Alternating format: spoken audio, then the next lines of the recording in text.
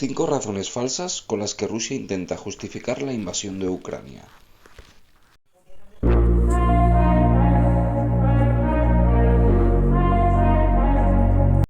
La idea de que Ucrania está gobernada por un régimen ilegítimo controlado por los neonazis y que por tanto debe ser desnazificada está más pensada para el consumo interno ruso que para el externo. Con ella, Moscú pretende excitar la nostalgia de la resistencia comunista frente al nazismo durante la Segunda Guerra Mundial. No es solo que Volodymyr Zelensky sea políticamente centrista, es que es judío. Y la influencia de hecho en el gobierno de la extrema derecha representada por el partido Svoboda y por el movimiento político ultranacionalista Pravy Sector es nula. Sí que es cierto que en Ucrania existen movimientos de extrema derecha y que estos tuvieron un papel relevante, aunque no central, en las protestas de la Plaza Maidán entre 2013 y febrero de 2014. Protestas que además tuvieron su origen en el descontento ciudadano con el gobierno prorruso de Viktor Yanukovych y su alejamiento de la Unión Europea, y no con esa fantasiosa conspiración montada por la CIA, la OTAN y la Unión Europea de la que tanto habla Moscú.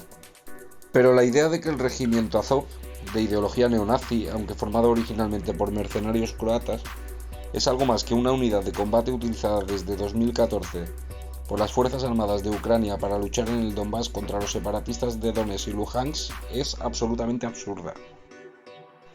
Que Rusia compare a los mercenarios de Azov con Al-Qaeda o el ISIS no les convierte ni siquiera remotamente en una amenaza similar, ni política ni militarmente.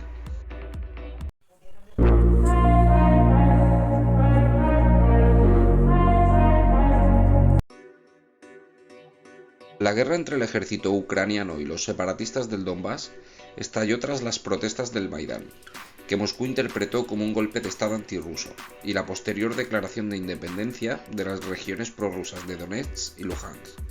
Estas últimas han sido apoyadas por el Kremlin de forma encubierta. La guerra del Donbass suma ya 14.000 muertos a pesar de los acuerdos de Minsk II, firmados por Alemania, Francia, Rusia y Ucrania en 2015. Y que pretendían poner fin a las hostilidades entre las Fuerzas Armadas ucranianas y las autoproclamadas República Popular de Donetsk y de Luhansk. Moscú ha acusado en repetidas ocasiones al gobierno de Kiev de criminal y de asesinar a sus propios ciudadanos en la guerra contra los separatistas del Donbass. Moscú ha negado también su apoyo militar a los separatistas, aunque existen pruebas concluyentes de su participación en el conflicto con tropas regulares camufladas como combatientes ucranianos independentistas y además con envío de armamento. Resulta además difícil desligar la guerra del Donbass de la invasión rusa de Crimea de 2014 y su anexión mediante la llamada Ley sobre Nuevos Territorios Federales. La Unión Europea y Estados Unidos no aceptan la independencia de Crimea, que consideran una ocupación ilegal, y la siguen considerando parte del territorio ucraniano.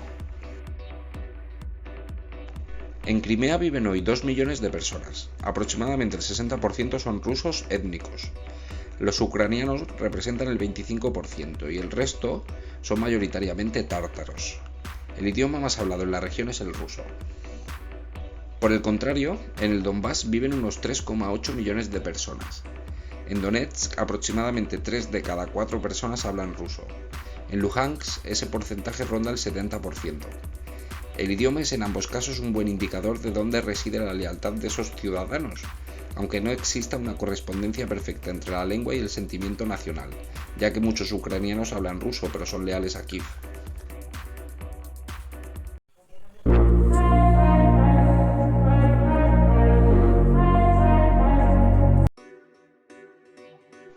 La tesis de que Ucrania es un estado artificial cuya única función es la de servir de tapón occidental para impedir el retorno de Rusia a las fronteras de la época soviética es uno de los argumentos que más han pesado en la decisión de Putin de invadir el país. Esta tesis no nace con la Unión Soviética, ¿no?, sino que tiene su origen en el mito de la Rus de Kiev, el primer estado eslavo ortodoxo que existió en la Europa del siglo IX y que Moscú considera el germen de la Rusia actual. La Rus de Kiev ocupaba buena parte del territorio que hoy ocupan Ucrania, Rusia y Bielorrusia, y se extendió hasta el siglo XIII.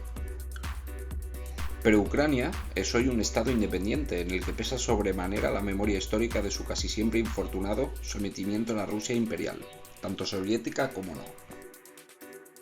Muy especialmente, la memoria del Holodomor, la hambruna genocida provocada por Stalin entre el 32 y el 33 por su política de colectivización de la tierra, acabó con la muerte de entre 1,5 y 12 millones de personas. Ucrania además tuvo estatus nacional hasta el siglo XVIII, cuando fue asimilada por el Imperio ruso tras la victoria del zar Pedro el Grande contra el rey Carlos XII de Suecia, en junio de 1709, en la famosa batalla de Poltava. También fue brevemente independiente tras la Revolución de Octubre de 1917. Ucrania no es un estado homogéneo. Muchos de sus ciudadanos hablan tanto ruso como ucraniano. Ucrania ha implantado una política de marginación del ruso basada en cuotas, muy similar a la que Cataluña y el País Vasco aplican contra el español en sus territorios, y eso ha provocado el recelo de muchos rusoparlantes. Pero las acusaciones de Moscú de genocidio cultural son una exageración que tienen como objetivo excitar el victimismo de los ucranianos prorrusos y el ardor bélico y la sed de venganza de los ciudadanos rusos.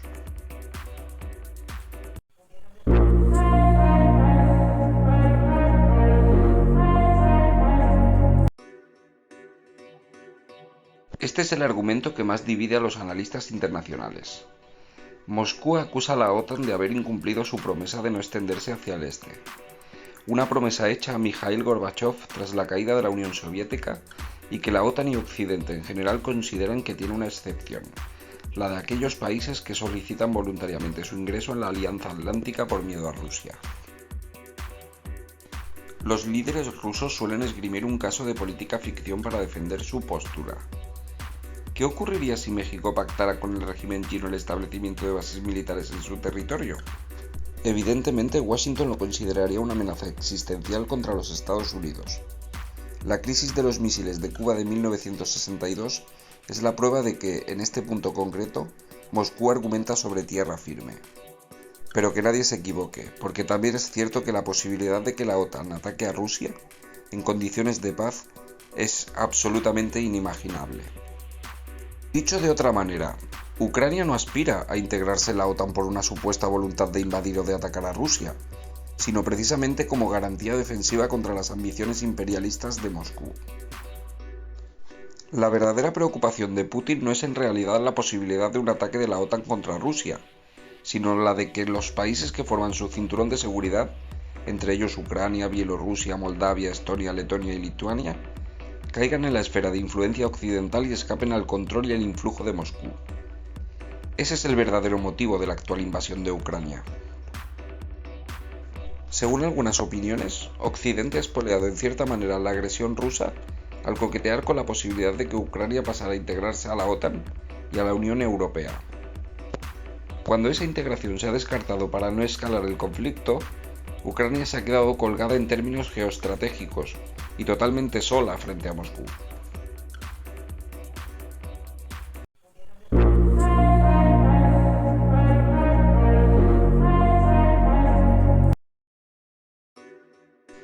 Rusia solo en la última época ha atacado regiones como Crimea, Georgia, Chechenia o el Donbass. Estados Unidos es un imperio, su lógica es efectivamente imperial, y de hecho se puede discutir largo y tendido sobre lo acertado de la invasión de Afganistán o de Irak. Pero también la lógica de Rusia es imperial, y también Rusia goza de apoyos en su bloque, de aquellos que ven la paja en el ojo ajeno y no la viga en el propio, como es el caso de China. La hipocresía no está por tanto en la supuesta doble vara de medir con respecto a los Estados Unidos, sino en olvidar convenientemente todas esas otras guerras en las que Moscú ha participado en el pasado a sangre y fuego. Sin olvidar, por supuesto, que Ucrania es una democracia, mientras que Afganistán o Irak no lo eran en el momento de ser invadidos por los Estados Unidos. En cualquier caso, no es Vladimir Putin el más legitimado para esgrimir un cínico idealismo en las campañas bélicas americanas y un descarnado realismo en las emprendidas por Rusia.